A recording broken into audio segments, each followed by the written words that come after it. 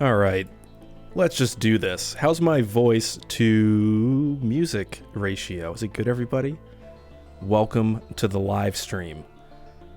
Oh my god. That's all I can say. So yeah, wow, we got a lot of people hanging out today. 54 people. Holy crap, I can't say all your names. So has everybody here seen Tross?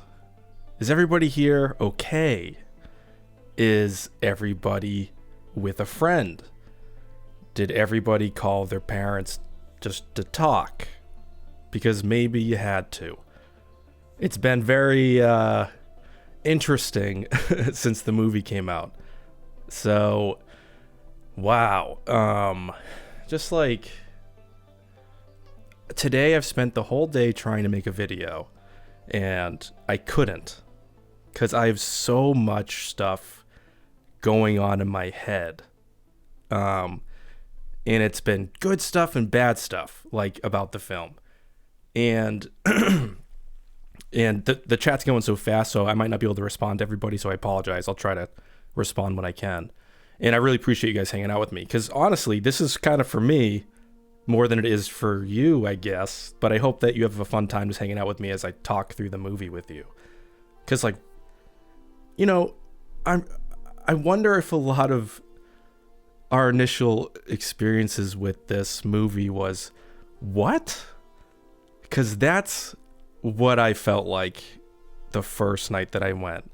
I'm going to give you my first, it was Technicolor Shadow. It was super spoiled for me, and I was so mad. That may have affected my attitude a little bit going into it. The leaks were entirely true. Carter Lovejoy. So I was completely spoiled, which is, it happens. It's unfortunate, but it honestly doesn't really matter, because the first experience of watching the movie, it was so unbelievably bad the first time I watched it, which has never ever happened to me, like, period, right? So a lot of people had the opposite experience, and then I was just like, how is this possible? Because it wasn't even that I think the story was bad. You know, if I think about the story, I actually kind of like the story, and I'll get into that, because my second viewing made me actually start really liking this music, if that makes sense, or music, this movie. And I'll explain how and why. It depends on a point of view. But I'll get into how I went from, like, literally maybe, like, hating this to now being like, wait a second, I actually now really like this after my second watch. And I have to, it's a weird transition. I don't mean any of the issues went away. This thing has a lot of issues. But I realized what they were. And once processed after my initial reaction to the film and went through my motions, once I watched it again, I kind of like understood what JJ was trying to do with the movie, even though I think he tried to do a little too much. And somebody earlier, before I really went live, said JJ tried to do his 8 and 9, and I think that is part of the issue. And I don't think he did it in a way that's like, hey, screw The Last Jedi. Like, I never really got the sense that he hates The Last Jedi at all. And people keep trying to, I think, make it like that, but I don't think that's happening. I don't even think the lightsaber catch was that either. I already knew about that in February. I mean, you guys know the story about I got leaks, and that was back in February, and I put them on Reddit. And the 4 leaks were, it was like Luke catching the lightsaber. I already knew that was going to happen last February. I already knew Kylo Ren's TIE silencer was going to be on fire on Octo 2. I already knew that. What else? I already knew that Han was going to appear to Kylo Ren and be his turn. I already knew that was going to happen. I was just curious how. That scene is beautiful. I don't care if anybody hates the movie, but one thing, you know, if I'm sure everybody can kind of be like, yeah, you know, that one scene nailed it. There's a couple things in this movie that are absolutely perfect. And yeah, Celine, I completely can't believe that the whole movie's been out for months, and that's insane. And I'm not sure who's Eckhart's Ladder fans in here. He's an awesome Star Wars lore channel, amazing stuff, and his video on it is just so funny because we talk every now and then behind the scenes, just being like, man, do you really think this is it? He's like, I don't know. Do you think it's it? And like we just laugh, and it's like, man, could it really be this bad? And we're like, I don't know, man, could it really be this bad? And it's like just funny knowing that all this stuff really was on that it was really online. But it's really about the presentation and how you feel when you watch it. But yeah, like I said, there are moments in here that are just really, really good. But my second watch made it better. But here's what I really think is going on. And I know I'm all over the place because, again, I'm processing this freaking movie because it felt like 14 movies in one thing.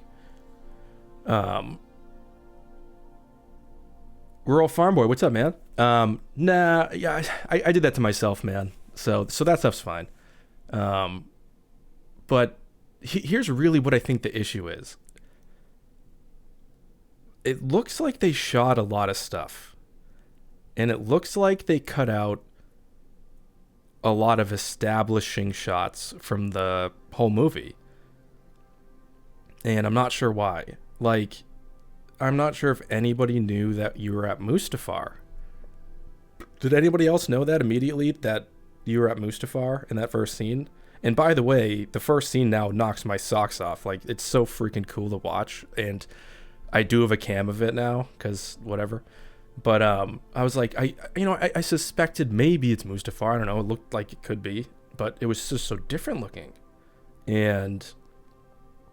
But now watching that scene, knowing that, and there's something about my second viewing, the cadence of Kylo Ren stabbing people in his kind of dance as he's like, it's, I don't know if you would, I kept thinking to myself that he's using double vision. Like, I don't know if you guys ever do the audible books and like you listen like to like, you know, Lords of the Sith and it's like double vision.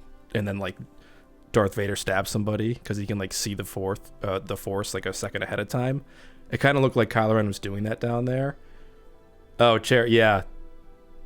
Yes. This is spoiler heavy, everybody. Just letting you know.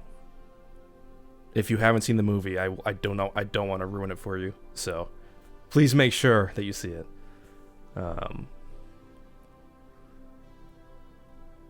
That's a funny question. Did anybody win the fan Civil War? I don't think the movies care about the fan Civil War. And okay, so let me get into that though. It's a good question. Because I feel like no matter what movie came out, and this was why I was having a hard time. It's why I was having a hard time writing this script, because I just couldn't stop thinking about like just everything, the implications of this movie, what it means for being on YouTube, and what the heck I'm gonna see for clickbait. But it was just, no matter what was going to be chosen, it was either going to like appear like it aligned with one group's vision or this other person's vision or the other side, or, you know, and the idea of it placating to sides, I think, is irrelevant to what these people are doing. I think that's like us filtering it through our brains and being like, look, they did the thing we want, and like them being like, look, they did the thing we hate. I don't think anybody's thinking in that direction. I just feel like J.J. Abrams did too much. But I feel like he did too much because they edited it so weird. And hey, what's up, Joseph? Yeah, I don't have to avoid the spoilers really anymore. But yeah, I knew a few things going in from last February. But the things that were good in this movie, straight up, again, are the things that I think were the best things in The Last Jedi. And I guess in a lot of ways, maybe this Last Jedi'd me, that like when other people like kind of freaked out to it. And what I mean by that is like the real core of the story that I liked was just Kylo Ren and Rey and Palpatine. And that's really weird because at first I was like, man, this is just so silly. Like, why is Palpatine back? And it doesn't kind of make sense. Oh, Celine. So I actually don't think there are any multiple endings. I don't think any of that stuff is true.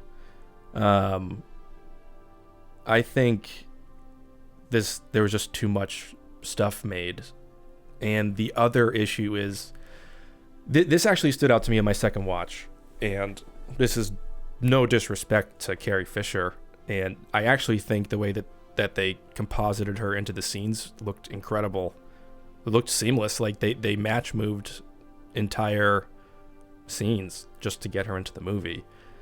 But there's this kind of like vibe that I get, and maybe it's because I was just playing Jedi Fallen Order. Like I haven't completed I've finished the game, but I want to complete everything. You know what I mean?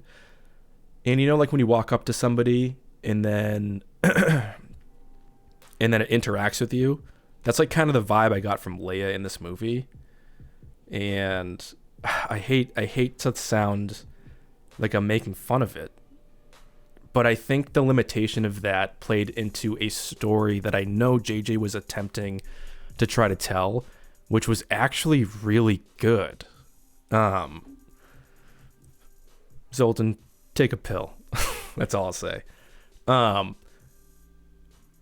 JJ was trying to tell an interesting story somehow with Leia and Ben, and giving a compelling reason for why she wanted to stop her Jedi training.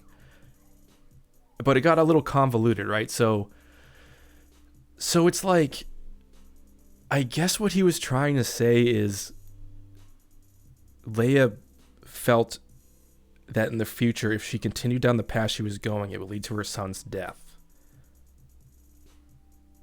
So she stopped being a Jedi. But then the other thing that's kind of wonky, I don't know. The thing that's wonky about this is what he was trying to say is because she trained Rey, she now has become a Jedi again, and now Ben died, and I don't know. It just gets really weird. This movie just, in some ways, defies logic. In a lot of ways, it's just fun and pure ridiculous. And this is the most, for me, and this is not to knock the prequels, because you know me, I love the prequels.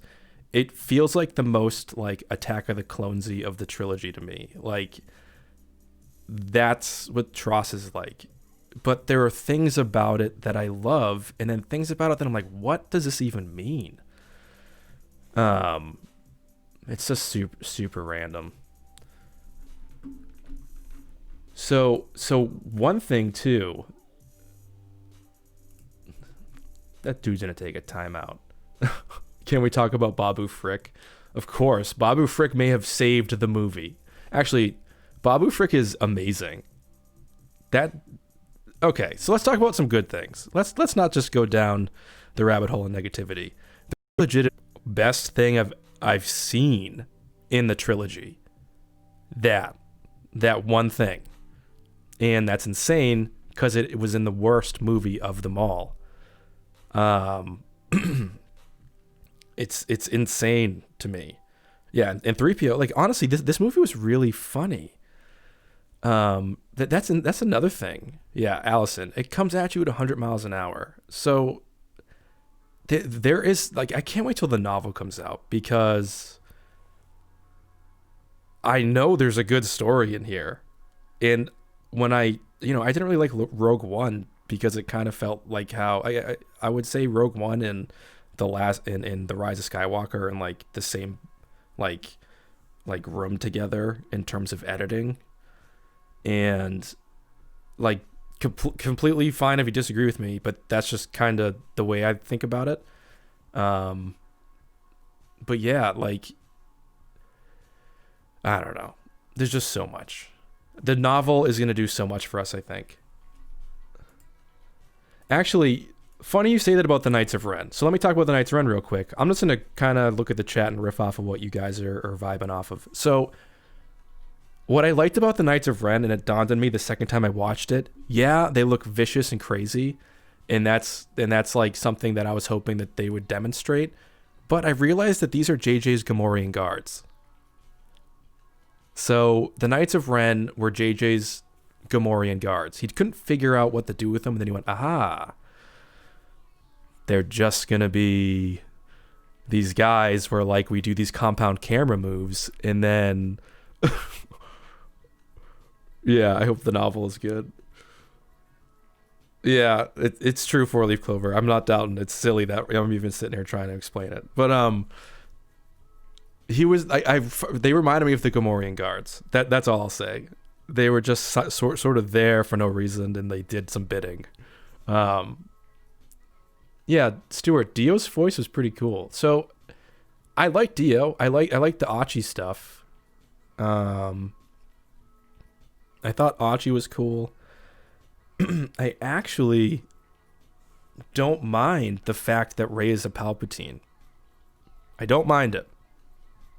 Because, you know, a lot of the stuff that we're going to get into some stuff like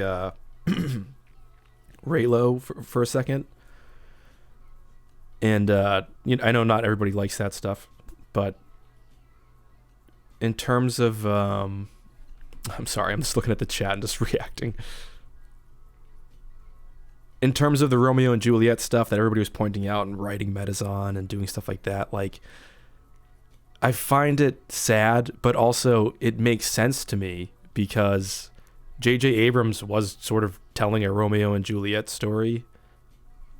And had he done all three movies, I think it would have been fleshed out instead of forced into the last one movie. And it was definitely going to be his version of like two houses at war, except it would be two people in the freaking forces, or two bloodlines in the forces at war. And it would be one discovering her lineage and one rejecting it.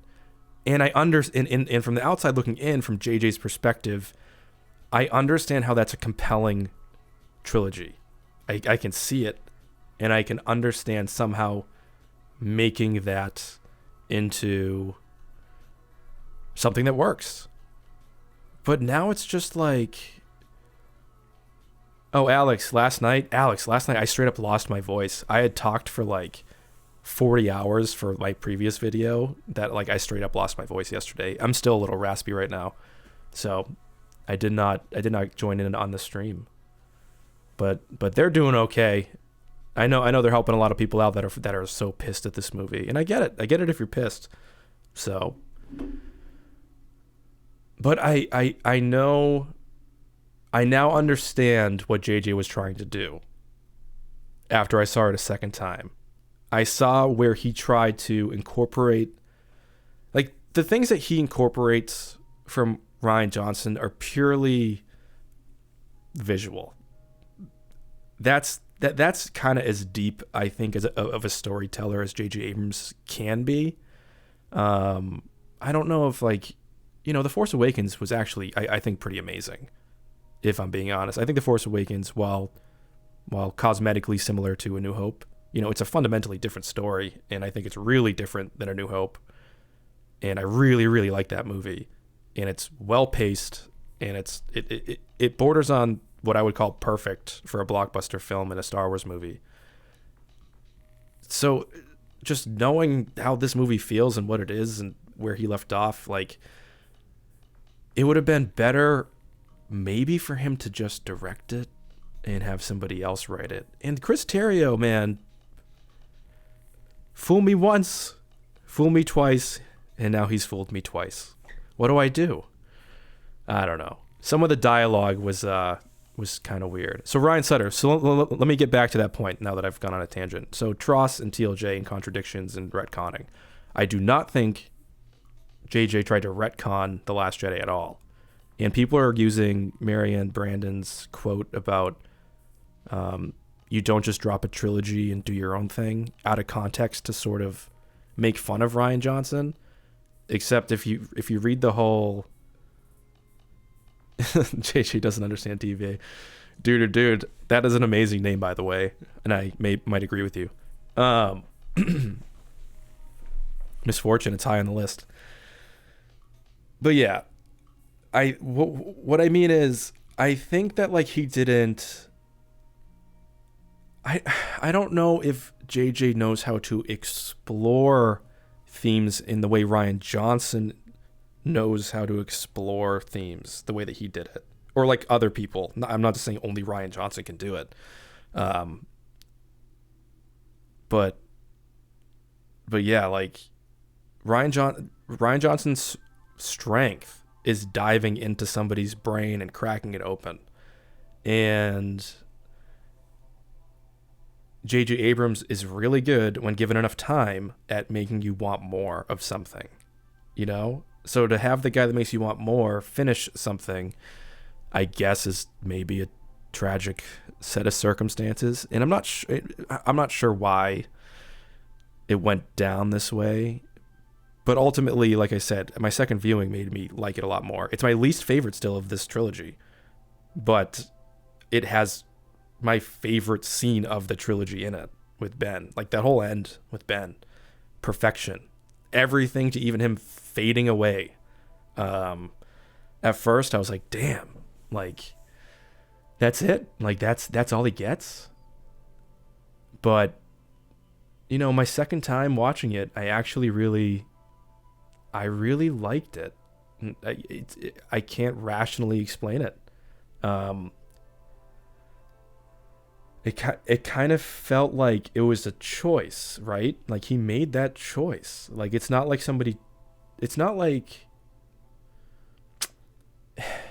it's unfortunate. I get it. It stinks, and it's not what you want to happen, because we've all been talking about rooting for these two. Well, Allison, I'd argue that Ben died happy. So I like to think of him dying in a state of, like, the way that he died. I just can't help but love the idea of his last blast in this trilogy, his last thing ever. He had nothing else to say other than demonstrate how sorry he is and that he's there to just do what he can. Like I can't put it into words yet because I don't know how to put it into words. I think when I look at the picture of his story, the big picture, regardless of how many things kind of seem kind of wonky in his character in the beginning of this movie, which I think is super weird, I feel like I just feel like it makes sense. And it's tragic, and I get that a lot of people that have like isolation issues, like we're looking at Ben Solo in a way of like, oh, somebody like me on the big screen that's gonna like make it out, and from that point of view, I understand being completely devastated that what went down happened, but I'd argue that there's a positive message and a power in the choice he made in the story. And if this movie is a clunky piece of garbage, which in some regards it is, yeah, like I really love that whole area of the scene. Stuart, Hux needed like 5 more minutes of screen time. That's what I think.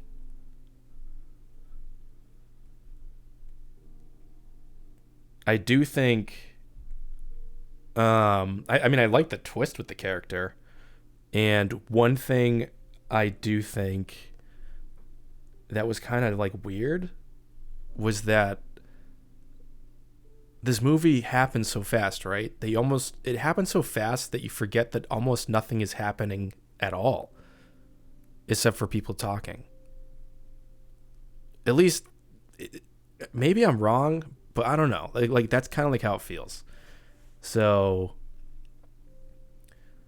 big Star Wars fan. If I had to give it numbers, I would actually give Tross a 7 out of 10.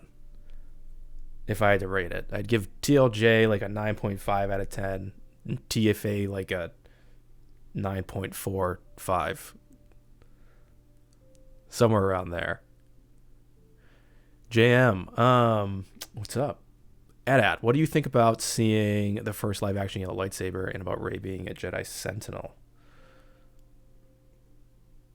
Interesting. Well, I did love. I mean, I liked the last scene of the movie because I don't think Rey's alone personally.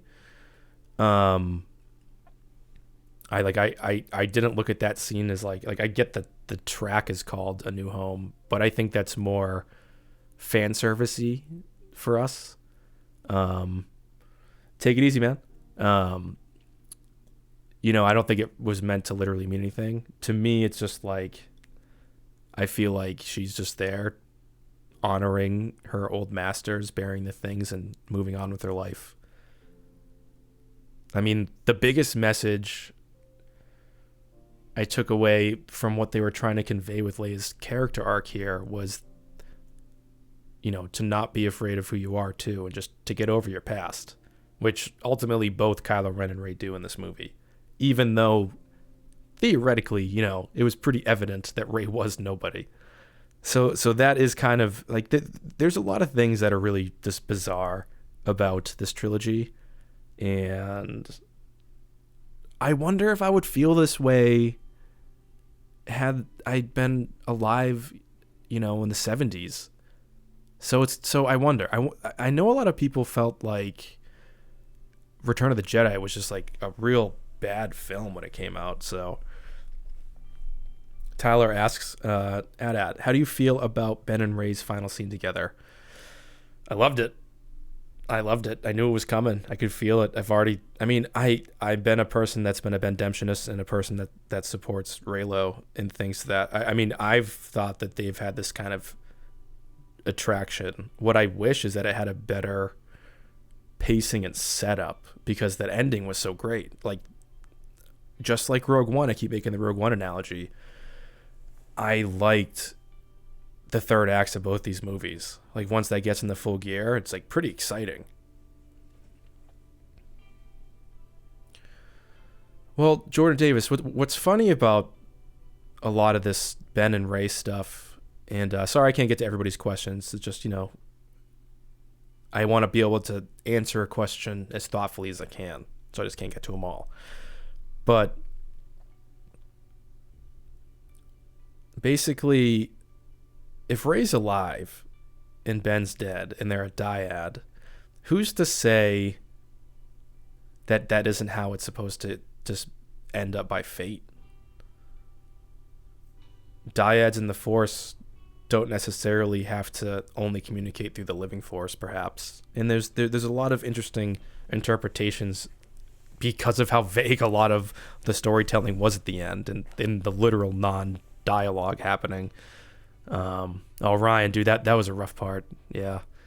I gotta be honest, props to J.J. Abrams for that memorial of Leia in the movie. I really like that. I like that we got that. I thought it was a good. Normally I might be like, I don't know, that sounds risky, but that was nice to put in there for everybody to see and to be a part of the ceremony. How did Ben find out what they were? Does anybody know? Because when I watched it again, I was waiting for that moment, and he just tells her. He just goes, "Rey, we're a dyad." So, and it's also where I think perhaps just the worst few exchanges of dialogue happened in the movie that made me kind of like cover my face. So, Kylo Ren's back in the mask, and he's like, Rey, I know more of your story. I'm going to turn you to the dark side. Like, the way he just says that was so funny. Well, no, Palpatine didn't know that they were a dyad right until the end. So Kylo Ren was keeping it a secret from Palpatine that he knew that him and Rey were dyads. And I don't know why. And maybe Kylo Ren knew that that Palpatine could rejuvenate himself with their force power, but it wasn't until basically Palpatine, and I've read this, it's official, like Palpatine accidentally realizes that they're a dyad, and that's why he goes, a dyad, and then does his stuff. Like, he has no idea until that moment, and I was like, so how did Ben find out?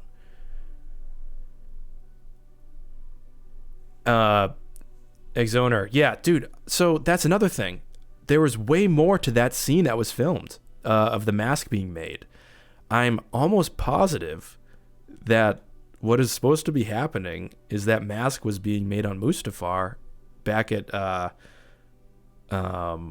Palpatine's, or I mean, back at Vader's castle. And then we were also supposed to see Kylo, like I've seen it in the trailer. He puts on the helmet in the trailer. It's just crazy. Austin Courier, actually, that's a good point. That's interesting. Hopefully we find that out, though. I'd love to find out as much as I can about dyads. Silver Maiden, absolutely. I think JJ literally tried to please 7.2 billion people, and I'm not kidding. I literally think he tried to, and that's insane. Like, it's so funny. Oh, man. This is gonna be an interesting trilogy to reflect on. It might have the best Star Wars film in the trilogy, and the best scene in the trilogy, and arguably the worst movie in all of it. I don't know.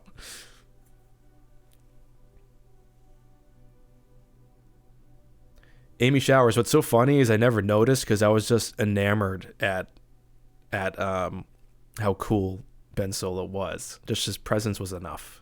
I don't know if that makes sense. Like him in that loose shirt, man. Just being a boss, just being like, I'm gonna shrug before I kill you all. Like that was incredible.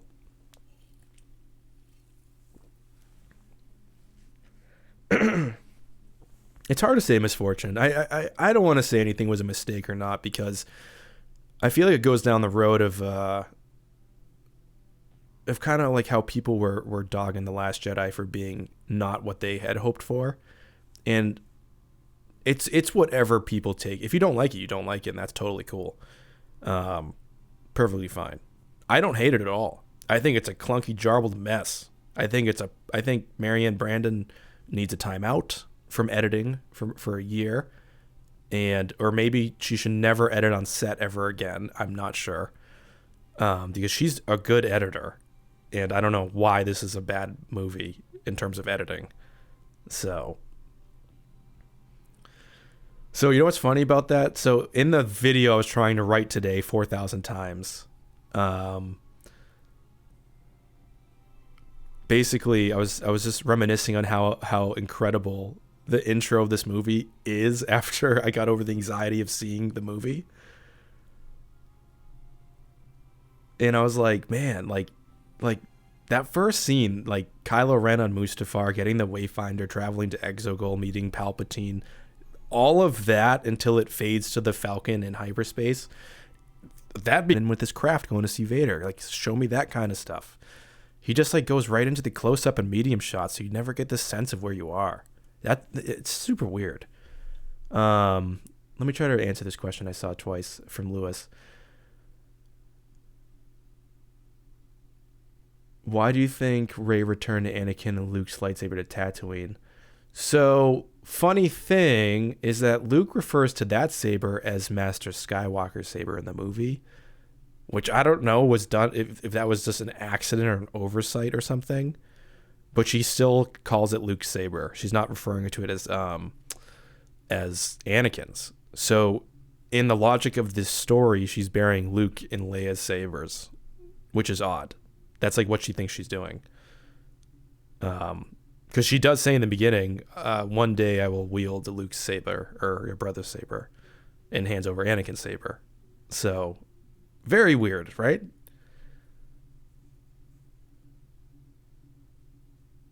Yeah, Jenny. Yeah, like, there's supposed to be stuff of, like, we're missing so much stuff that they shot. I literally think that there was a 3-hour version of this movie. And that's actually kind of terrifying considering how bad some of the dialogue was. But I don't know.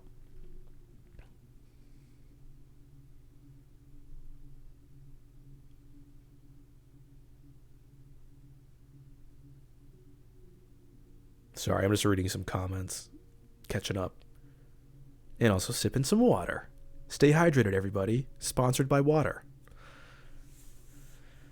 My opinions on the Knights of Ren? They are the Gamorrean guards of this trilogy. They are not the Praetorian guards. Nothing will ever be as cool as the Praetorian guards. J.J. Abrams could not figure out how to top that at all.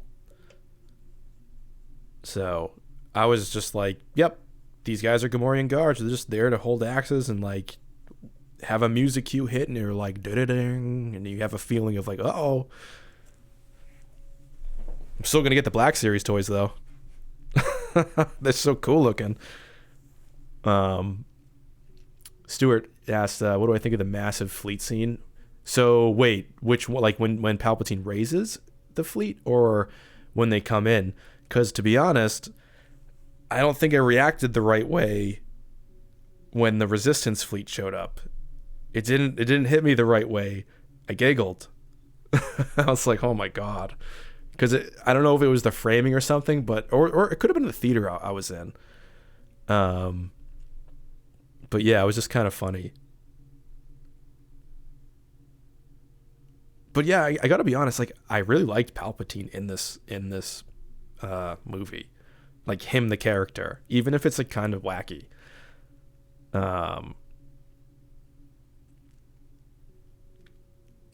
Like, it's funny. I can see the movie. I can see the three movies that J.J. Abrams was trying to make because of The Force Awakens and now this movie. Like, he literally was trying to make Romeo and Juliet, but with the grandchildren of the last two Sith Lords at odds. That's such a fascinating concept, but it's just so messy.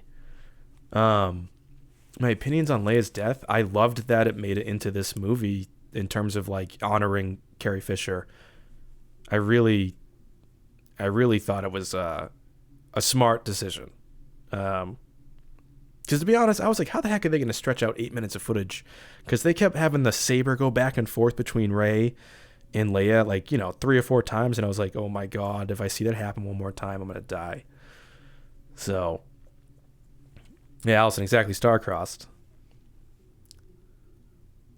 Good luck, Molly. I hope you survive. I thought it was yellow, a yellow saber, just anybody that's talking about the sabers.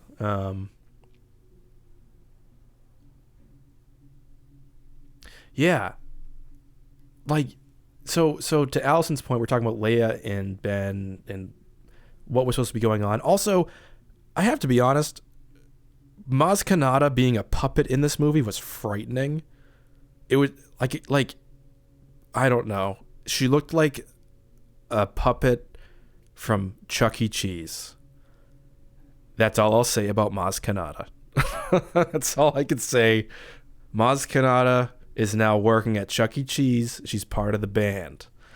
It was super funny. Yeah, she was a puppet. I don't even know where the hell I was going with that. But yeah, the Leia story. There I'm sure we're going to get it in the book because it couldn't have happened in. Yeah, Jordan Davis. So that's where I think we all went astray. We were all like, man, it's Pride and Prejudice, but we're like, oh crap, it's really Romeo and Juliet with a bit of that sprinkled in. Yeah. But you could tell that there was this really high level concept, really cool idea for Leia's story where she was going to not become a Jedi to avoid the inevitable death of her son, but that's unavoidable. That just is, right? So she was going to take up the mantle again, train somehow Palpatine's granddaughter who is aligned in the light. And like, I don't think it would have been like revealed in the way it was in this way, but I think it would have been discovered in a much more clear way that the final battle of the fates of the whole Star Wars trilogy came down to those two bloodlines again. It would be Leia's sacrifice for her son's life. Like that to me is amazing. But he just couldn't do that. Like, and I wonder if it would have been a good idea to maybe have an actress. I don't know. Yeah, exactly, Allison. She said eventually somebody else would finish her path. and that person ended up being Rey. So there's a very fascinating story in there somewhere that I can't wrap my head around yet. I feel like I'm trying to solve a puzzle.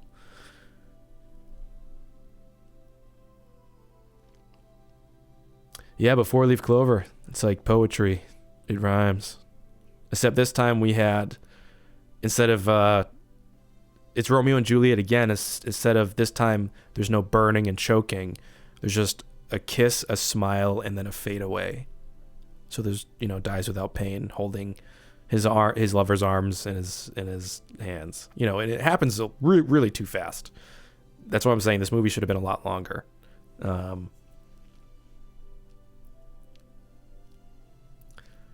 Interesting question. So, I mean, I've always been of the idea that Rey and Kylo's connection was of the Force itself, and that Snoke was sort of saying what he did in The Last Jedi to, I guess, make them not believe in their own power, kind of. Like, that's the way I took it.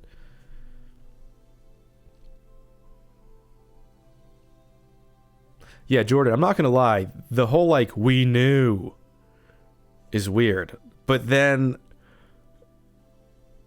I guess, do we let it go? Because then it's like the Vader reveal that he's his father, and Ben Kenobi's like, I know, Luke. I mean, I guess in a way, it's a little bit like the second Austin Powers movie where, they find out that the lady's a fembot, and they're like, yes, we know. And that's just it. It just goes to Austin Powers' face and he's like, what? I don't know.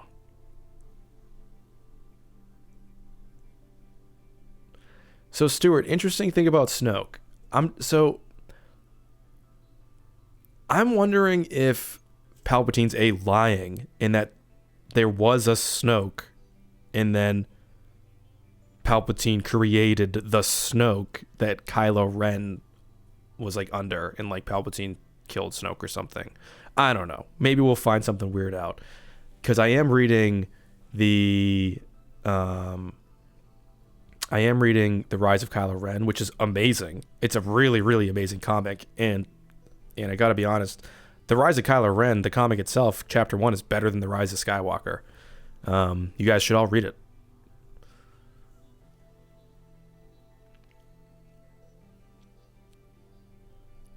Oh, no worries. No worries, Stuart, at all. You do what you need to do.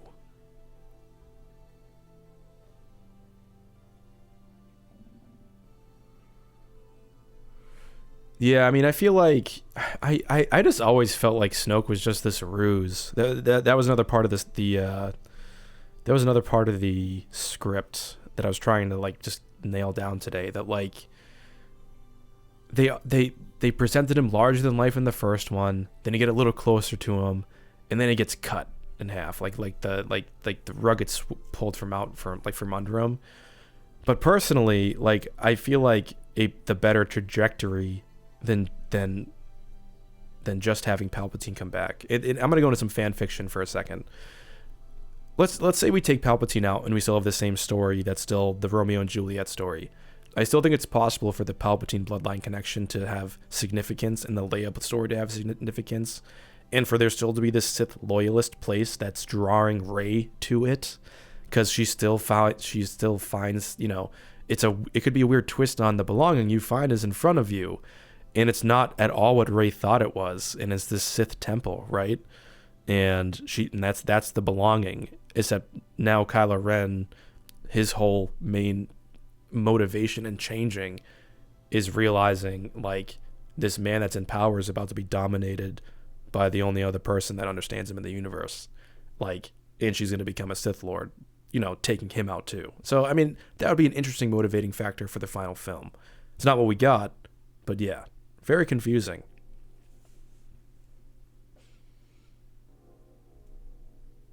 Oh, Jordan Davis, that's the one big error I think of the last battle. I think there should have been, I love what Ben Solo did with the Knights of Ren. That was incredible, freaking amazing. I love the way that he stood next to Rey and that whole angle and all that stuff. It was great. FN 1189, what's up? Hope you're doing all right. Ray is not alone. I think she's got her cosmic buddy, cosmic force friend, is still with her. Nobody's ever really gone.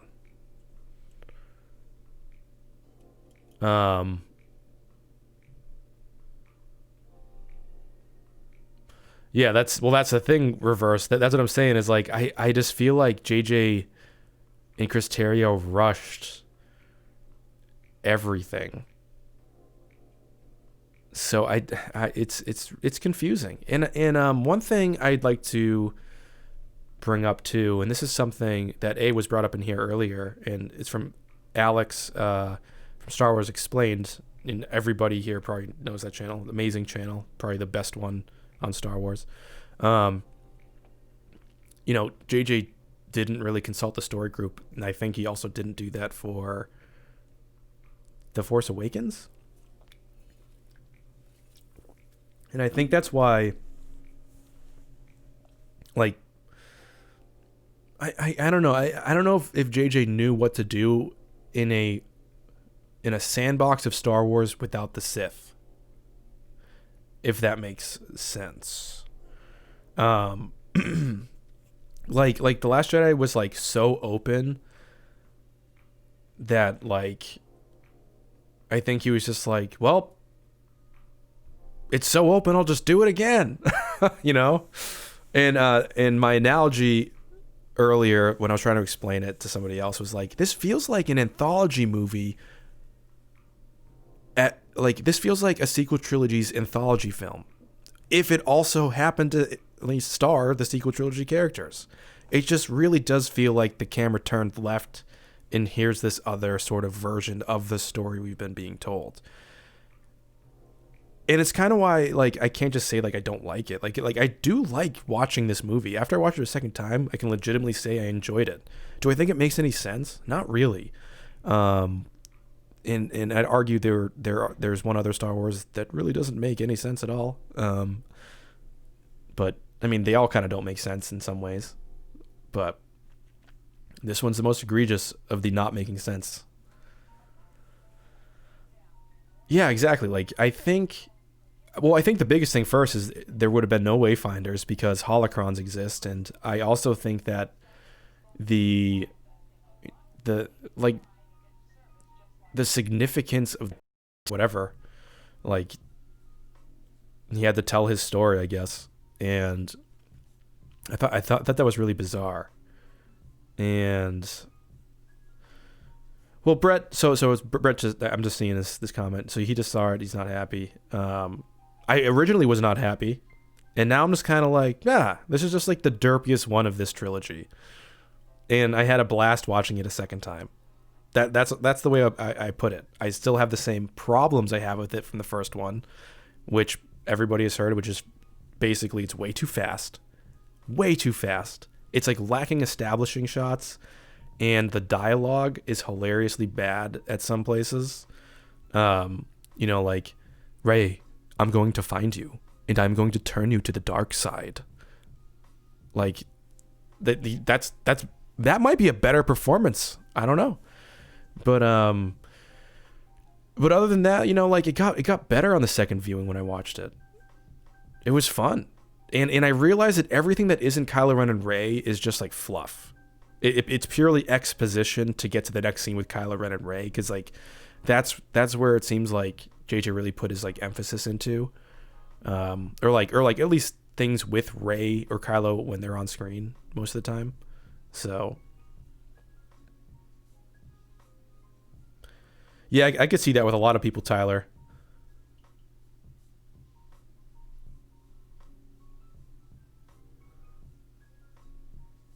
Yeah, I get it, guys. I know. It doesn't feel good sometimes when it doesn't go the way you think it's gonna go, and I felt that on the first night. I was like, dang. And there is a cynical way to look at it, which I think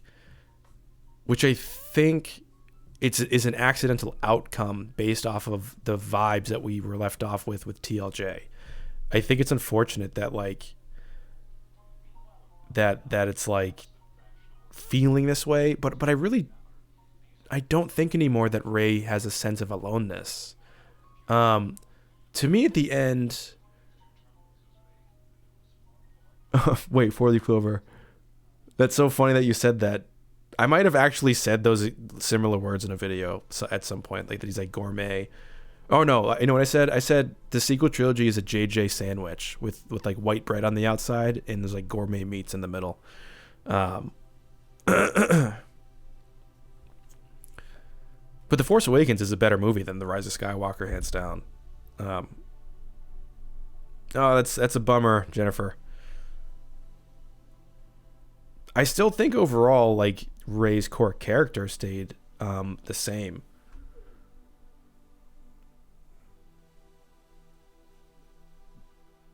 You know what's funny, Sarah Simpson? So we're asking, why no Ben Solo Force Ghost? It's a good question. I think no matter what happened, people would have been probably mad at that still, being like, that was just a Force Ghost. You know, I still think people would have been kind of upset.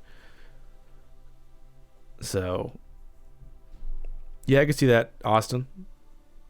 Well, the other positive thing I want to say about this movie too is I kind of understood how, like, once I watched it again, I completely got how J.J. Abrams was honoring the entire saga, except he didn't do it in like a real. He didn't only really do it in a narrative sense, like structuring a narrative around tons of threads from every film. What he did is sort of revisit scenes or characters looking like they're taken out of scenes from different parts of the prequels, or revisiting one line from the prequel here.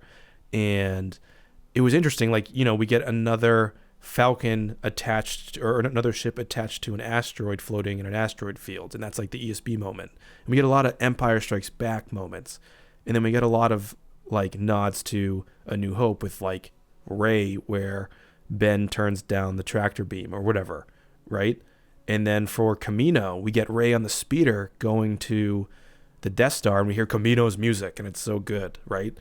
And like, so like that's how he was approaching his way of honoring the whole saga, by like sort of either revisiting it, or his famous line. I'm like so buzzed off of this movie or thinking about this movie. I'm like, can't even remember it. But you know what I'm saying. He just kind of like takes the old and then shakes it in a can and makes it new and films that. And he's like, we're doing it. Oh, wow. I thought there was like 50 people watching this. That's hilarious. 200 people. What's up, everybody? Welcome to the AT Chat. This is a place where porgs are welcome. People wearing all white are also welcome, as long as you are respectful. And you also have to hate the Rise of Skywalker. No, I'm just kidding. You can love the Rise of Skywalker, whatever. I'm starting to warm up to it. That's all I'm saying. Second viewing, I like it a lot more. Yeah, I wish they were in here, to be honest. I would love to be hanging out with people. No, I think there was Clover, but I think the issue with the prequel stuff is that JJ doesn't like the prequels. So the only way that he knew how to honor the prequels was to bring back Palpatine. I sincerely think that the only way he knew how to do it was to have Palpatine become what he was talking about in regards to, like, you know, the abilities of the Sith that are unnatural. And, you know, he literally repeats that whole line for line thing to Kylo. So I think he was like, that's how I do it. And, you know, like I'm saying, I actually liked this Palpatine, even if it makes no sense. Oh, wait, what's that, Celine? Palpatine wasn't in the original script? What do you mean? Like there was, like, do you mean Chris Terrio? I mean, not Chris Terrio. Colin Trevorrow? Nice, Austin. Go enjoy it. Don't let anybody's negativity or whatever influence how you feel about the film. If you love it, you love it, and that's it.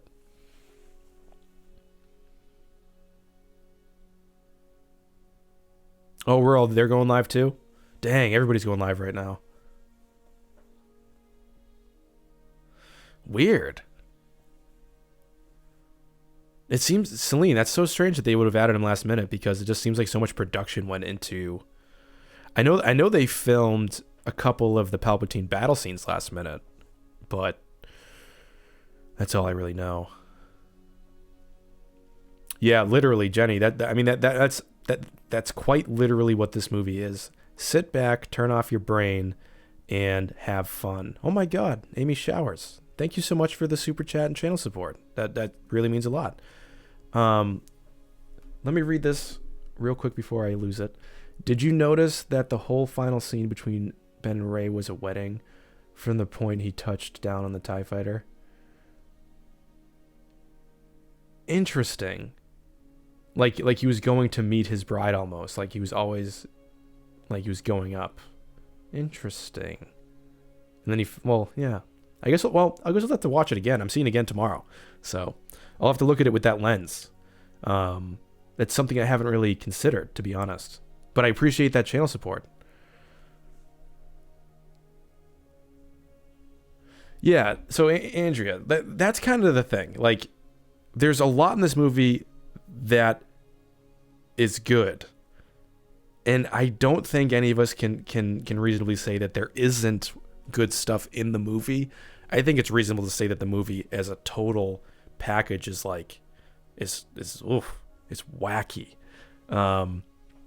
And quite frankly, when I can get my hands on this footage, I'm going to try to turn it into like a 45-minute TV episode, because that's kind of how the cinematography looked in some places. So I might just like try to see if I can make this coherent for myself to watch. But yeah. Yeah, the Knights of Ren were groomsmen. So yeah, so guys, we got our wedding. It was but it was in Sith hell. It was in Sith Senate hell. You know, and that was the other way that Palpatine. That was the other way that I think J.J. Abrams was trying to honor the prequels. He's so aesthetic, right? He's such a visual dude. He's like, as long as it feels and looks like this, it is this. That's his thing. It's like, I mean, like on Exegol, it looks like the Senate. But it looks like the Senate in the upside down, essentially. So, if that makes any sense. You know what I mean? Yeah, I'm with you. I would have much preferred to see Rian Johnson finish out the trilogy. Now, if I had to pick one, I was really excited for JJ. I was like, you know what? This is going to feel dark. And you know, it is dark. This movie is... This movie has a lot of vibes. Like I said, I really like the intro of the movie. As corny as the crawl is, I like it. And the battle again, the traveling to Exegol, all that stuff was really cool. But yeah, it was just all over the place. Thanks, Mr. Rez. I mean, you know what's funny? It's like I'm giving you guys, I guess, a show theoretically by talking live on the internets, but really I'm just trying to like process the whole thing myself. You know? It's a lot. There was like 5 movies in this movie. So I guess my original thought that this was like an interdimensional movie that we were going to have to try to like understand was kind of true. Oh, Francis, yeah. Absolutely wish that too, that we saw a legion of Force ghosts behind Rey. You know, it might have been corny, but it would have been cool. Oh, so that's some of the good stuff. Oh, thanks so much, Jenny, for the super chat and channel support. Keeping it up. I will be keeping it all up forever, hopefully, as long as I can stay up and write this next script. But thank you so much for that. Appreciate it. Somebody asked me. Crap. I don't know where it was. Let me look. Oh, there it is. Jordan Davis.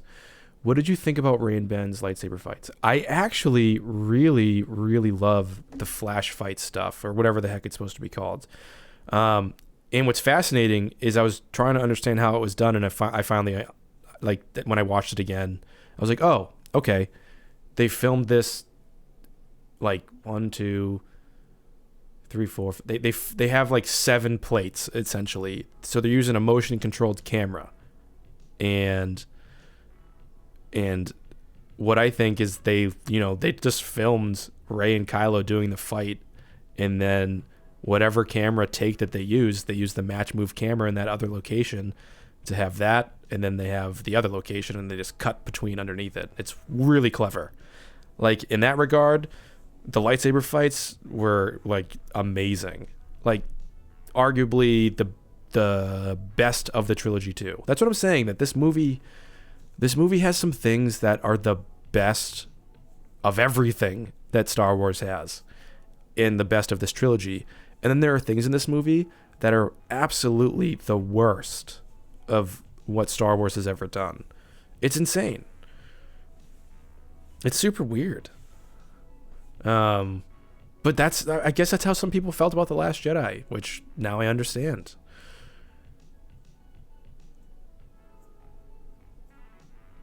Like there, and you know what I thought was really neat? I liked that Rey stabbed Kylo through his chest. And what's interesting is, let's try to make sense of something again. What if, in this weird obtuse way, because Leia's dying in the moment that Rey and Kylo are fighting on the Death Star, they're dueling to the fates, and which I wish was Duel of the Fates during that. Oh my God, I was expecting it the whole time and it never happened. And what I wonder is if that exact moment was what Leia actually foresaw, and what Luke and Leia were always trying to do, even though apparently Luke never knew who Rey was initially until he became a Force ghost and became omnipotent, which does happen in canon, by the way. There are canon stories, like in current Disney canon, where Force ghosts after the fact know everything and all things. So that very could be why Luke knows and Leia secretly knew eventually in the living Force. So I don't know. But I wonder if the idea was to get Rey to become good, so that way she could also heal her son for the final battle against evil, because she knew that they wouldn't be there. You know what I mean? Like, it's so convoluted, but there's a logic in there that I think JJ was trying to convey that just didn't happen because of editing. Oh, by the way, this is a song that Eckhart's Ladder always plays. I took it, I steal it, I like it.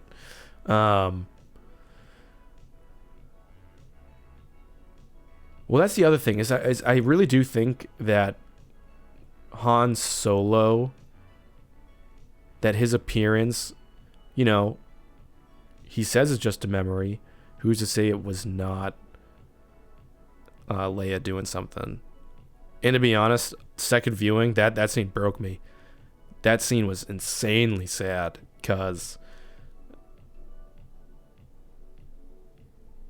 Oh, wait, hold on. Let me read this. Steve S. Ben transferred his essence to Rey. He is alive inside her. Their Force connection would still be alive. Yeah, interesting, Steve S. That's fascinating. That's an interesting perspective that I've never thought about. Yeah, actually, yeah, you're right. Because if they're dyads and two become one, and he does that, and she's alive, and she's still, she's still part of a dyad. That's super cool. Very interesting. But yeah, so I didn't catch this at first because I was more just shocked at everything that was unfolding before my eyes in my first viewing. And I'm talking about, like, I was quiet and like feeling bad. And when Han goes, I know. I didn't realize that what Ben wanted to say to his father was, I love you. When he goes, Dad, and catches his lip. And and Han just goes, I know. And rolls his eyes. Men don't say this. Man, what a moment. Man, you know what? It's kind of like, this is like a DC movie. It was a bunch of good moments in a movie that made no sense.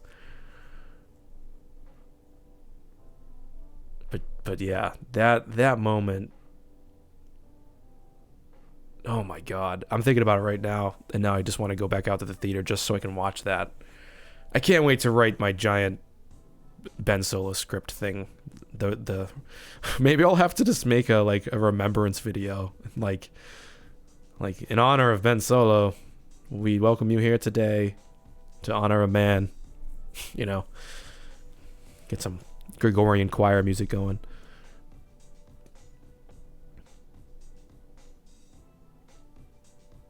Wait, Stuart, so I've seen the movie twice. Is that cameo who I think it is? You're talking about the guy in the cockpit?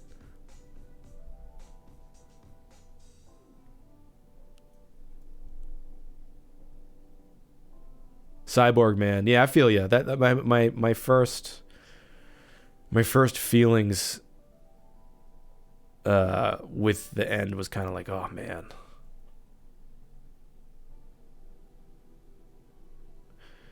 Yeah. I saw that. It was super weird because like his son died. That's what's so weird is like, all right, please tell me I'm not alone in this, but the face that Poe makes after Snap Wexley dies was hilarious. Like the first face he makes when he's like, no, you feel what Poe I'm gonna make myself laugh. You feel what Poe is scared of because he's watching his friend die, but then afterwards his face is like he smelt a bad fart. I'm sorry, I'm not trying to minimize that moment, but in both viewings the audiences laughed. So I don't know.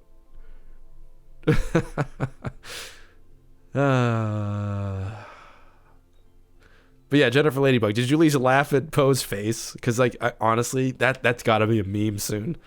I can't wait to get my hands on footage. Yeah, he just makes a face like he smelled something bad. But yeah, I don't know.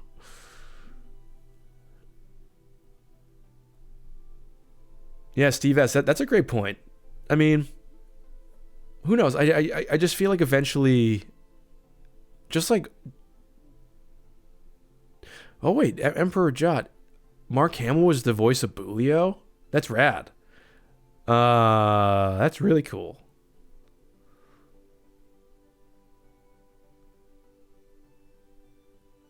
Hey, Dale Erdman, with a super chat. Thanks so much for the channel support, man. Let me read this real quick, and I'll revisit some of the other questions. I'm sorry, peeps. I'm sorry, peeps feel Ben was mistreated. His choice is to be part of Rey. Why mourn if someone is with you always until death? The dyad is endgame.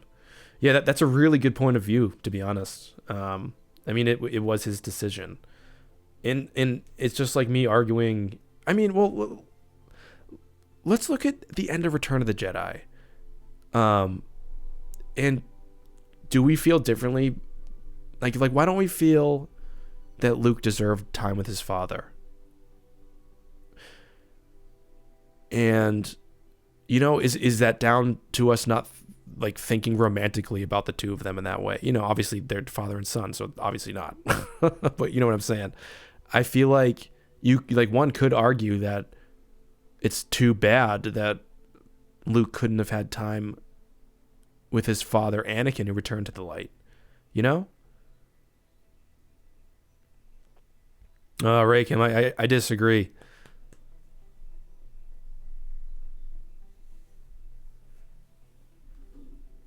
But yeah, Dale, I like your thinking.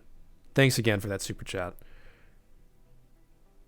Roughly 6 feet tall, or no? Who is that? Oh, Lethal Edits. What do you give Tross out of 10? I would give it like a 7.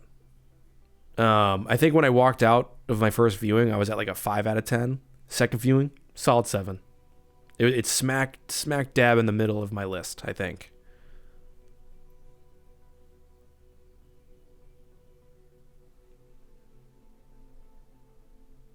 Yeah, I mean, I'm not saying my feelings have to be anybody's here either, in regards to how to look at this film either.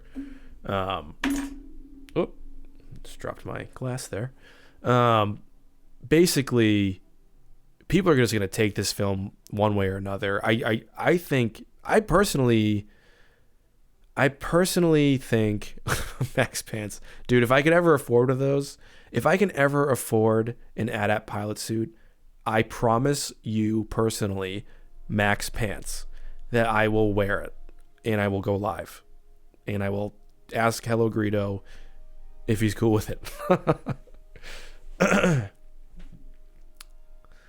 I lost my train of thought. I'm gonna have a sip of some water.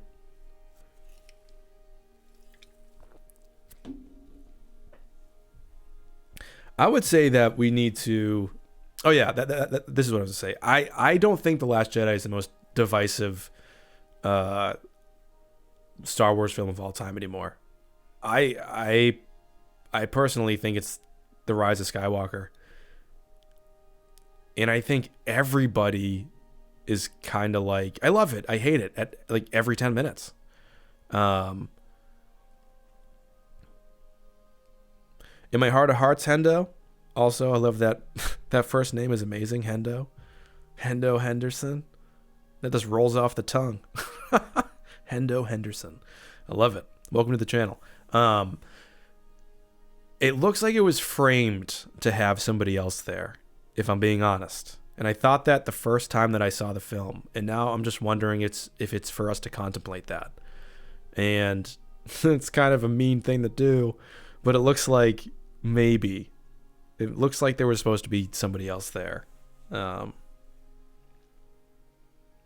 yeah, I don't know. I try not to. What I've learned after The Last Jedi, because my first reaction to that movie was similar to this, but for very different reasons. I thought, even when I came out of The Last Jedi, I knew that was a good movie. You know what I mean? But I was just like taking it all in, trying to understand, like, did I like what? You know? And I've been honest about that, even though I'm really positive about that movie. And by the way, I don't plan on stopping anytime soon. I'll probably stream for a while, so feel free to hang out. My wife's being awesome and letting me stream. She's like, you need to talk about this. She knows. I can't even think straight. It's been like 4 days. My hair's a mess. I'm still in sweatpants, guys. I'm taking it one day at a time. Just one day at a time. One coffee an hour. It's okay. But yeah. It looks like Ben Solo might have been there. Lethal Edits, how do I rank the Star Wars movies? You will find out soon, because now that they're all out, I can finally do my Star Wars ranking list update. And I'm so happy.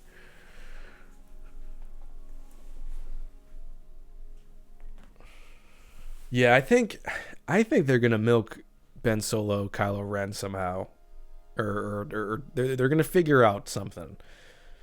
If there's one thing we know about Star Wars, is that it's never really over. That's what all the trailers should just say. Like, although this is the end, you just wait. It'll happen again. Just like you remember, but different.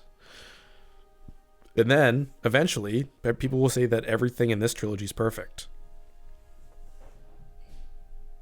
No, dude, like, I looked at myself in the mirror before I started this stream, and I literally had like a poofy, like hair poof, like Daniel Stern from Home Alone 2.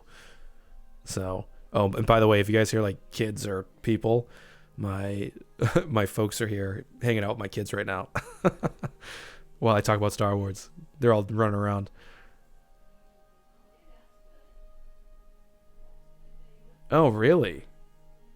Well, that's awesome. Black-eyed Lily, thank you. Well, that's good to know.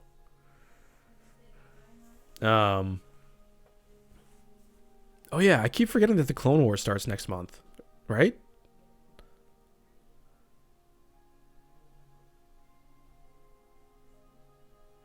Hey, what's up, Shahir? So originally, my original viewing of the movie, I was like, this is all silly, this is all stupid, this is all derpy. And then the next one, when I saw it again, I kind of fell in love with Palpatine. I really loved the intro. I think he actually, what I think they should have done more of is show, I think what they should have done more of is show like his body and how he's connected to things, and him in more places than just connected to that thing, that big arm. But I actually liked him. I thought he was used well in this movie if you just look at it alone. But again, within the whole overarching context of the sequel trilogy and the narrative of the movies itself, it's just kind of bizarre. It was a bizarre choice. I don't think you needed Palpatine, to be honest. I think you could have kept the idea of Rey being a Palpatine enough to have the idea of Palpatine back. So, I mean, J.J. Abrams could have cheated the whole audience with the Palpatine cackle and just still kept Rey being a Palpatine on that throne as like the end of this movie, and Ben faces her. Like, imagine that. That would have been insane. But I wouldn't have liked that as much as what we got at the end of this movie, to be honest. So, I mean, I really do like the end of this movie. It's very pandering, and I get that it's fan servicey too. Like, everybody's like, she's back in a desert again, but I'm like, I don't think she's just staying there. I think she just went there for a minute, did her thing, going back to hang out, bring BB-8 back to Poe.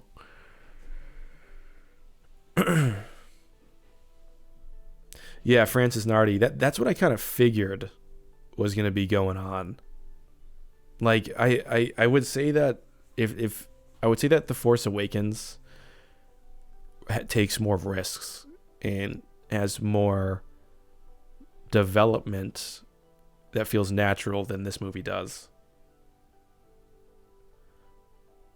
Yeah, Shahir, that I think I'm with you. I think that's why I'm not exactly that bent out of shape on the ending, because I got exactly what I wanted to see. I saw Ben Solo kick ass. In a way, I've never seen somebody use a lightsaber on screen. Like, literally the coolest thing ever.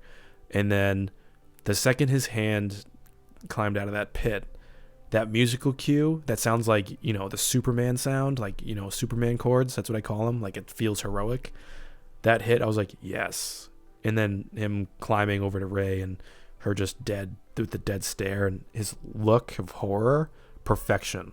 Like, all of that, all the way to Rey getting back to the Resistance, hugging everybody, and the final prologue. Like, I loved it all. But it was just the whole middle and the reasons that were just weird.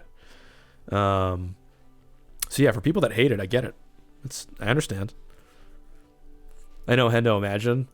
Like, you know what would have been amazing? You know what I'm going to do? I'm going to make a version where she buries... I'm going to tell you guys exactly what I'm making for my next skit. I haven't been able to think of a skit for a long time, and now that there's a new Star Wars out, I can. The next skit needs to be the end of the movie, except it almost ends, and then I reverse the closing of the circle, and Anakin appears like, yo, take my saber out of the sand, dickhead. And then it's like, bam, bam, bam, bam, bam, bam. I think that'd be amazing. Oh, the X-Wing thing? Yeah, I think no matter what. Yeah, that 2-page. The screaming, oh my god. Yeah, that A New Home was for the last scene, but I wouldn't take it literally. What was I gonna say?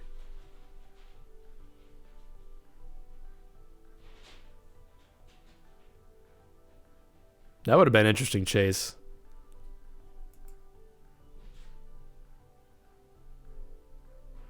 I know I can't get over thinking about Anakin's Force Ghost screaming while the saber's going into the sand. So that X-Wing thing, let's talk about that.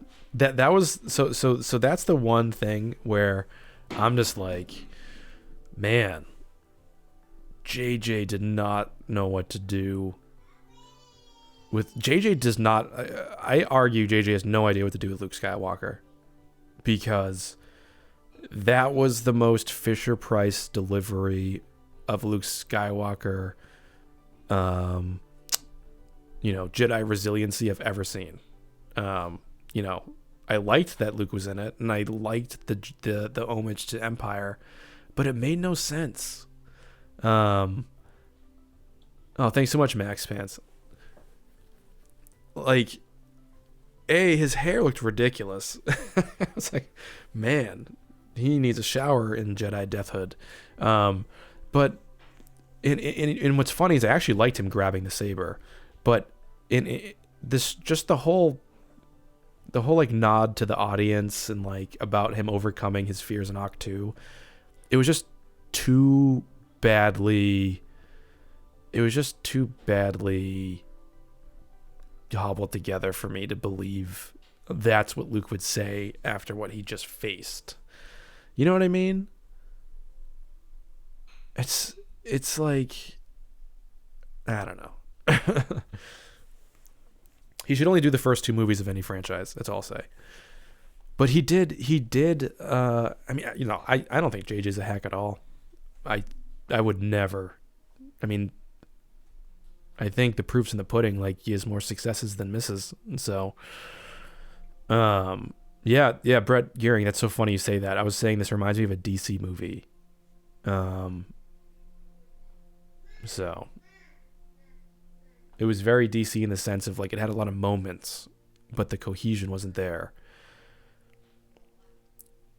But the thing about the X-Wing, here's the real funky thing, is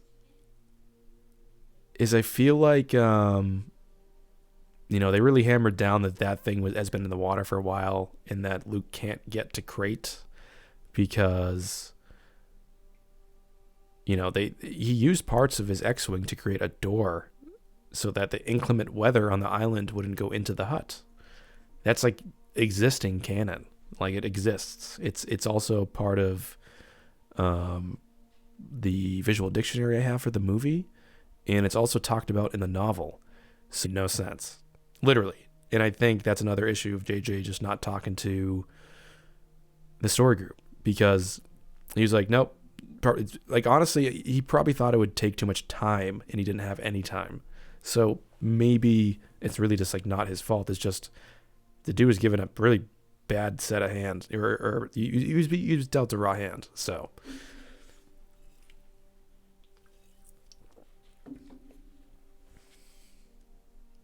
I don't know if the Russos should direct Star Wars, Vinny. I really liked Endgame, and I really liked Infinity War. What I don't like about them is they also don't finish their creative ideas until even while they're filming. They're always figuring out what the heck things are going to look like all the way to the last minute. I don't like that kind of work. I'd rather have somebody like Rian Johnson that finishes a month early, personally, or like J.J. Abrams from The Force Awakens that like pretty much reinvented the wheel, like literally somehow made the old new in a good way. But yeah, I'm not a big fan of the Russos.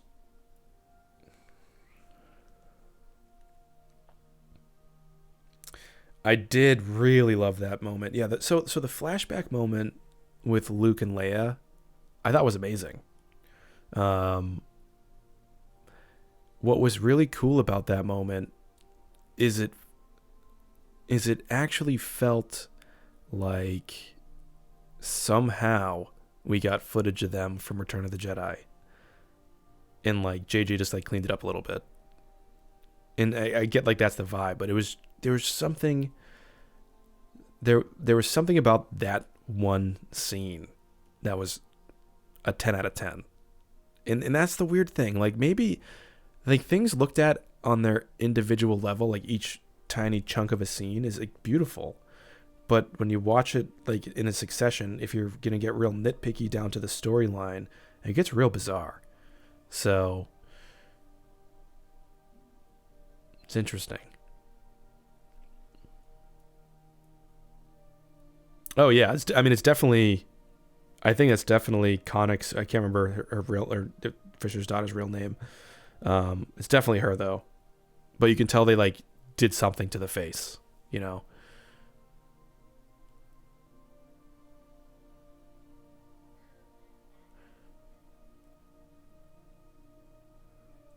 But overall, yeah. Oh, wow. We got like 300 people chilling. What's up, everybody? 300 people that just watched the movie. How do y'all feel? Hopefully good-ish. But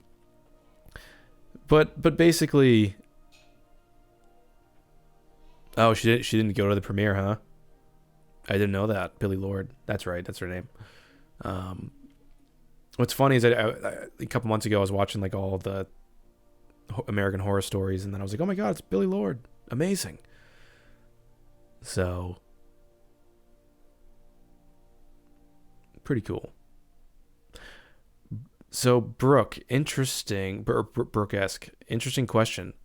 I'm just gonna go ahead and assume that she was just in the process of dying, in the movie, or like it was like her just time to go, her Yoda moment, and like her last act was just reaching out to Ben.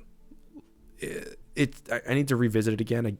Like, you know, I've only seen it twice, so I'm not like I know TFA and TLJ inside and out, like so good that I can literally look at an editing timeline and click and know exactly what scene I'm about to click on. With this, I'm just like, I don't know. I could click anywhere. It could be any part of the story. I just don't know. I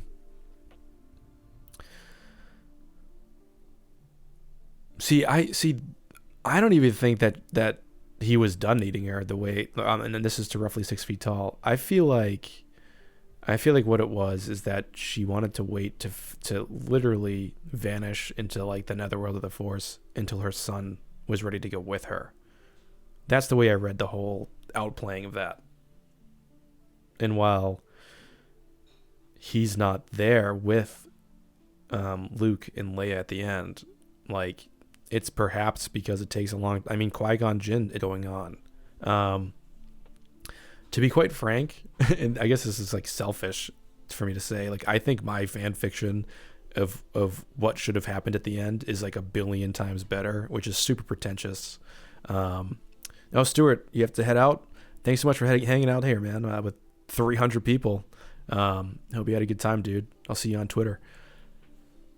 Yeah, you too, man. But yeah, originally, like, my idea for the third act, like, the whole movie pretty much went the way I thought it would go. But I figured the Palpatine stuff would be like at the end of the second, or like that, like maybe halfway through the third act, I guess. And then what all of the Jedi would have done and Rey would have done would have been like resurrecting Ben Solo.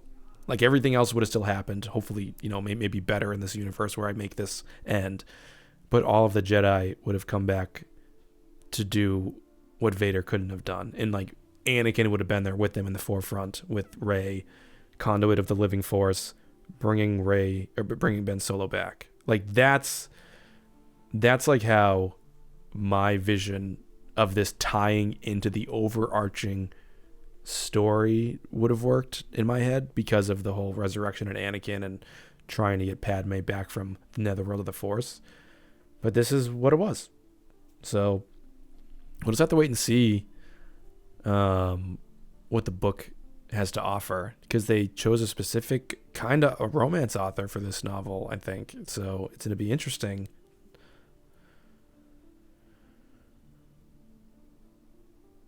I'm definitely going to make an edit, though, of this where, like, he just, like, is standing there at the end. You know what I should do? I'll just, like, have him slide in for using that scene from TLJ, like, right at the end. Like, you know, when they have their first Force bond in The Last Jedi, we'll just have Kylo Ren slide in on the sand, and it'll be like...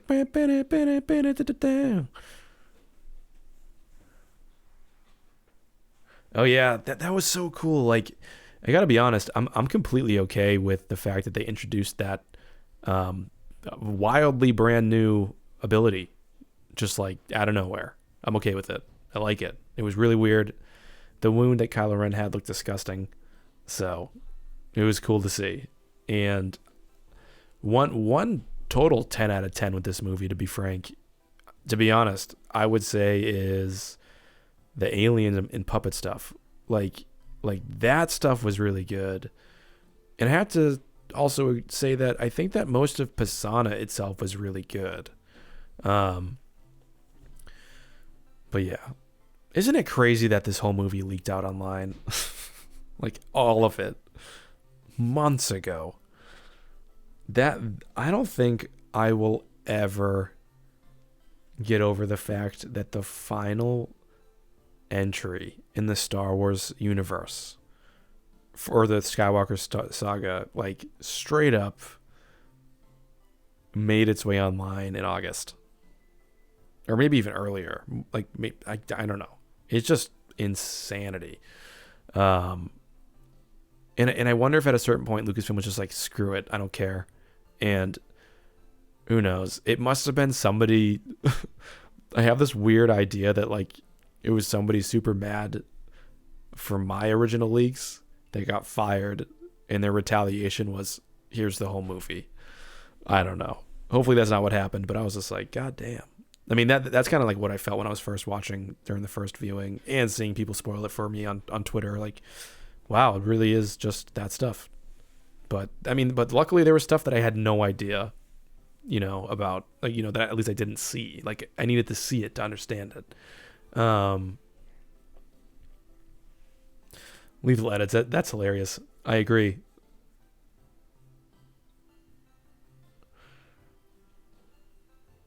Yeah, it would have been really interesting going into this not knowing one thing. However, I'm glad that I went into it knowing things, because it allowed me just to like temper my expectations. and even though my first viewing was like, oh my god, like I can't believe I don't like this movie. There's too much exposition instead of us seeing the character motivation unfold naturally. And like anything besides Kylo and Rey, it's just like fluff to get you to the next thing. So, I mean, if this was just like if you just look at this in a vacuum alone, being untethered to everything, it's an interesting story. That's like fine. It's fine. But as just the cap, as the cap of the last three,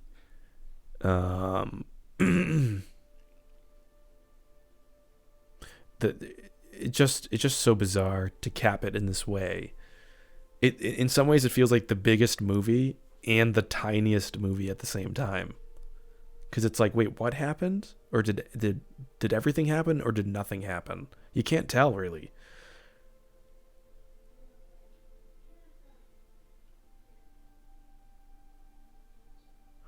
Hendo, good question. I leave all logic out of how people survive certain things in Star Wars, just completely gone.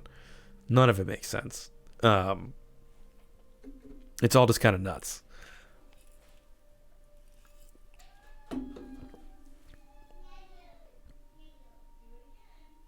Yeah, I was wondering, to be honest, when I first saw the movie, I was like, wait, is this just like digitized or digital Harrison Ford face?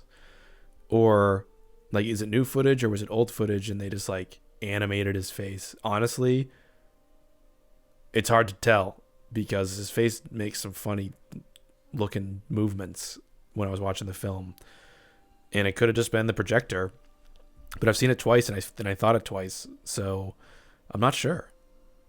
I think he really was filmed again, but I'm not sure. But it was such a beautiful scene.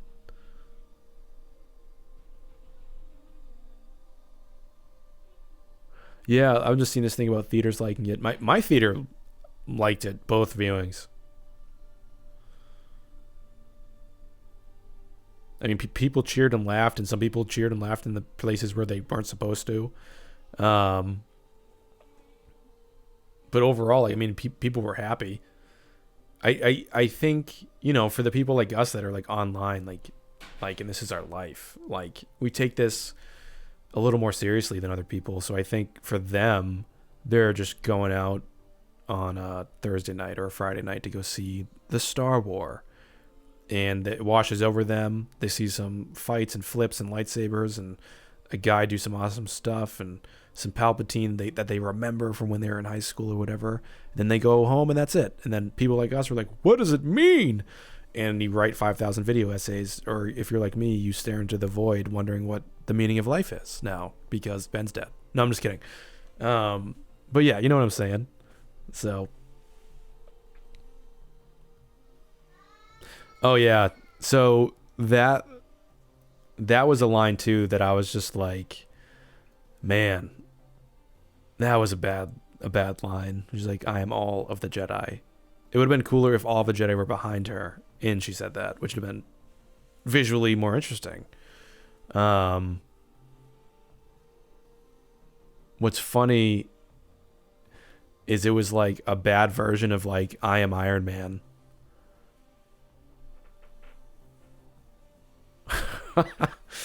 Jennifer Ladybug. That's hilarious. No, I didn't get anybody would walk out. No booze, none of that stuff. Hey, what's up, George? Welcome to this madness. We got a lot of people hanging out today. Oh yeah, that was the other thing is somebody brought up a good point that it could have been Hayden Christensen in one of these scenes talking to Ben at one point, you know, along with Han. Like, what would have been fascinating is if it was like Leia, Han, and Anakin going in and out of each other as force of visions of the Force to Ben as he redeems himself and throws away his lightsaber. But also, I also just love the scene the way it is. So I don't know. Like it's such a good scene.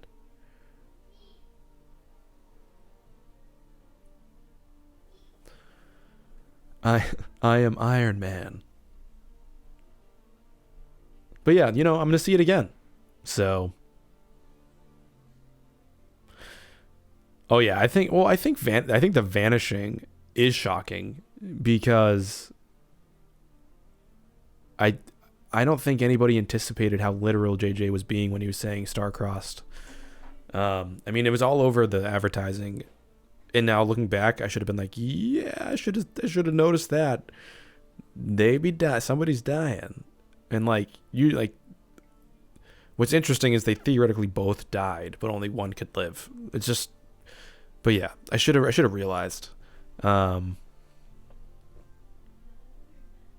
Yeah, Dale, I mean, honestly, the worst dialogue is when Kylo has his helmet on. Like, those are really, like, where some of the lines are just so bad that it's unbelievable. What's funny about that, too, is, like, I hate to say this and make it sound like a dig at The Last Jedi, because it isn't, but this movie quite literally makes The Last Jedi look like a masterpiece that needs to be put into a museum. I mean that completely. To be honest, I would say it also makes like Revenge of the Sith hit that level. So, yeah. Yeah, that was Adam. It was Adam's voice. They used a different effect on his voice in this one. It's like still kind of muffly and sort of distorted, but it wasn't as good as The Force Awakens. It was like diet Kylo voice. But the biggest issue with Kylo Ren in the Rise of Skywalker, I feel like, is that you know that this. I feel like it. I can tell that this is a good story that's unfolding at a rapid fire pace that just needs some time to breathe, and it never stopped.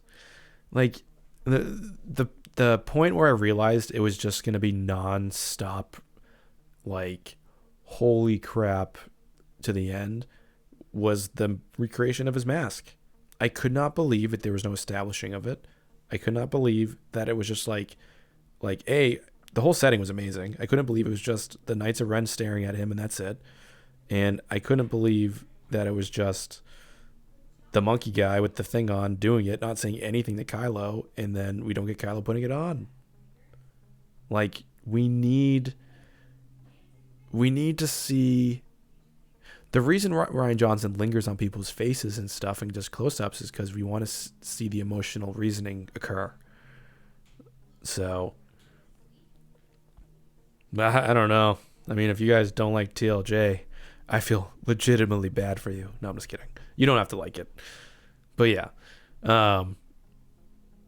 I just think, I think even if you don't like TLJ, it's impossible to say it's not a well-crafted piece of cinema. That's the way, that's basically my point here. You can hate the movie, but like, he knows the ebbs and flows of how to make a movie. Yeah, I'd even say Rogue One and Solo. I'd say even Rogue One and Solo have better pacing. Solo is really good. I love Solo. Rogue One to me feels very close to Tross, in regards to like it feeling like empty a lot, but ultimately having like a really rewarding ending. So, but yeah, I don't know. At this point, I straight up, I mean, it's, you guys don't have to agree with me at all. I don't want you to either. It's totally fine. But at this point, I think we need Rian Johnson's trilogy. I'd much rather have a wonky, quirky, we've seen it. It's cool. It's fun. It's exciting. And now we have these new Force things that we can do. And now let's let somebody tell a story that's unique without being tied to anything. I mean, we literally need that. And I'd argue that The Mandalorian's doing that pretty well, even though it still has a couple nostalgia berries going on when it needs to. I mean, you know, we still got the Mando. Mandalorian's really good. But yeah.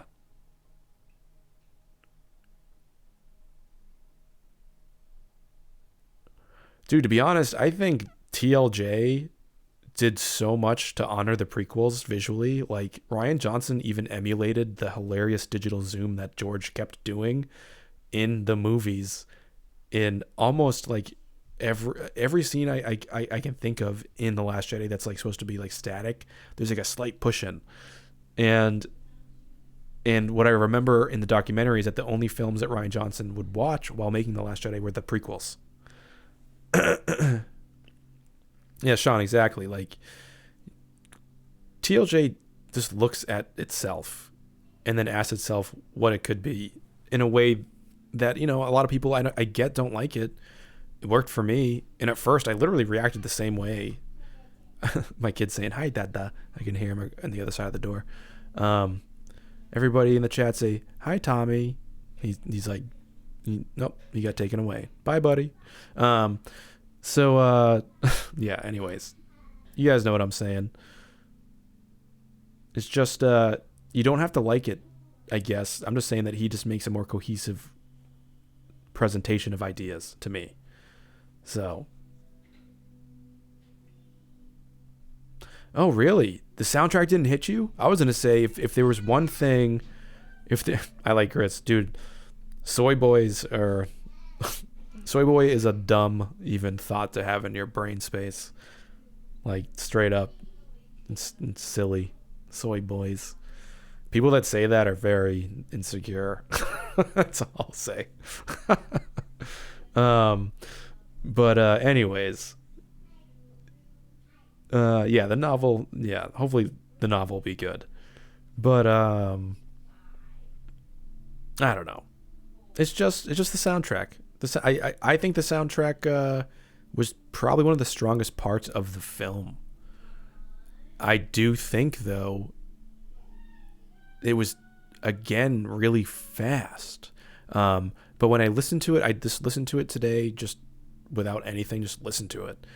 And I love the Exegol stuff in the beginning, and I love the just the whole intro theme and everything.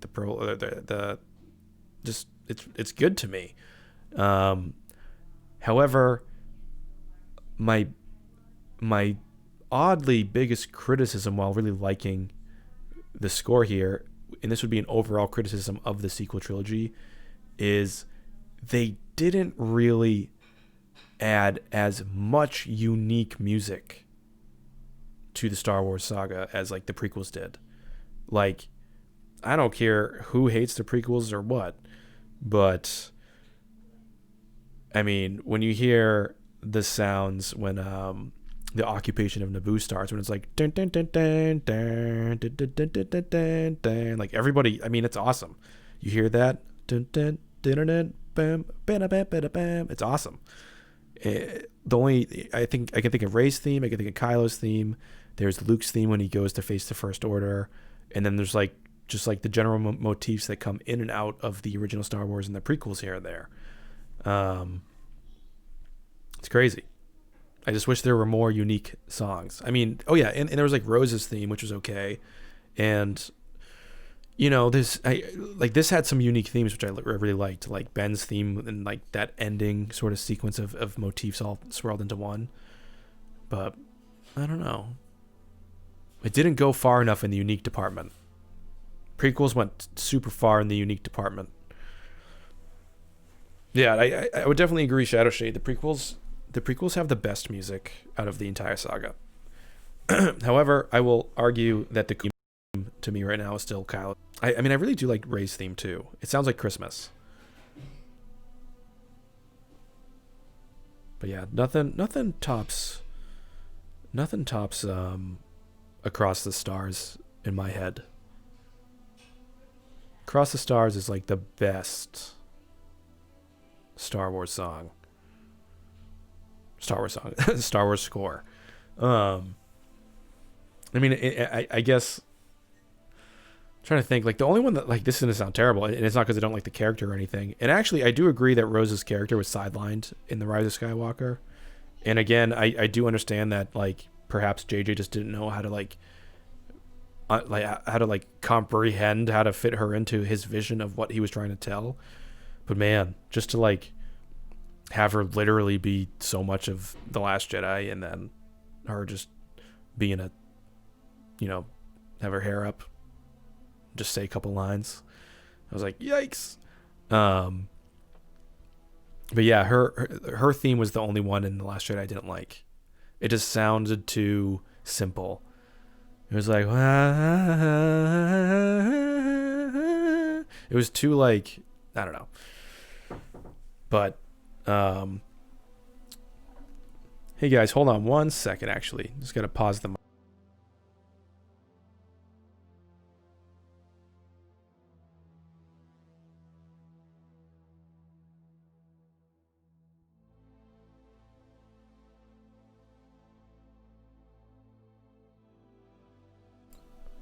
Nope. All right, I am back.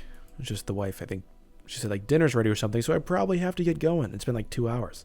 But yeah, let me just like talk for a couple more minutes, and then we'll wrap up this live stream. I can't believe like almost 500 people are hanging out. Oh, whoops. I'll fix that. Oh, you know what? This might be an old Twitter link to my, when it was Nbreck Edit, because I changed it to AT Chat. I have no idea what's for dinner. I'm going to go find out though soon. So here's what my parting thoughts will be for people that love it and people that hate it, because I am right in the middle of saying it's I originally said it was just okay, and now I'm thinking that it's okay with a little bit of an asterisk. Like, it's a little bit better than okay. Thanks so much, Paige, for the super chat and channel support. Let me read this too real quick. Do you think in the novel we will see more scenes that weren't included? Absolutely. The Last Jedi novelization had tons of scenes that weren't included, including Han's ceremony. I wanted Anakin to speak with Ben so bad. I would say don't hold your breath for anything specific, but I would definitely say it's definitely going to happen that they're going to be expanding upon this story, and the writer that they do have. Yeah, I don't think the sequel trilogy has weak music. It just didn't go really creative. But back to the other question. I think eventually We're going to get the book and find out what's going on inside the minds of people, motivating them a little bit more. And it's going to be a way for the fans that maybe even feel miffed to like fully understand this film and its story. So yeah, just all I'm saying is like, if people love this movie, that's awesome, because I'm tired of people being like, you hate it, you're lame, or you love it, you're a boy that's made out of food, or you don't like this trilogy but you like this one. What are you, a normie? Like, all that kind of thinking is stupid and really dumb and really just detrimental to being a good person. So like, if you hate a movie, just hate it. Just don't be an idiot, you know? And if you love it, be cool about it. And if you have theories about stuff, be humble about it. If your theory about the thing didn't go the way you think, just remain humble about it and air your grievances in a way that you would want somebody to air their grievances to you. You know what I mean? Because like, I've seen a lot of stuff on Twitter that is quite shocking to me. It's just like, I know, Mishy, yeah, it's like, why do people call people food? Yo, what's up, soy boy? It's like, yo, put some, chill, it's just a movie. And the good news is, it's like, we can interpret it however we want. And if you don't like it, you get to make it up in your head. Literally. If you don't like this movie, you can just remake it in your head. So that's it. Just stay positive. Go rewatch it. I think even if you hated it and it gave you a panic attack, you know, if it gave you a panic attack, don't go see it again. But go see it again if you don't know what to think about it. Because I did not like The Last Jedi on my first viewing. And then I had to go back and see it, and I liked it. And that's starting to begin to happen with this one. I don't know if I'll ever be able to make video essays about this movie for a long time, to be honest, because it could take decades for me to process everything that happened. But yeah, that's all I got. So thank you guys for just hanging out with me for this 2 hours. And I will not be signing any petitions. And go watch the movie again. I think it gets better with viewings.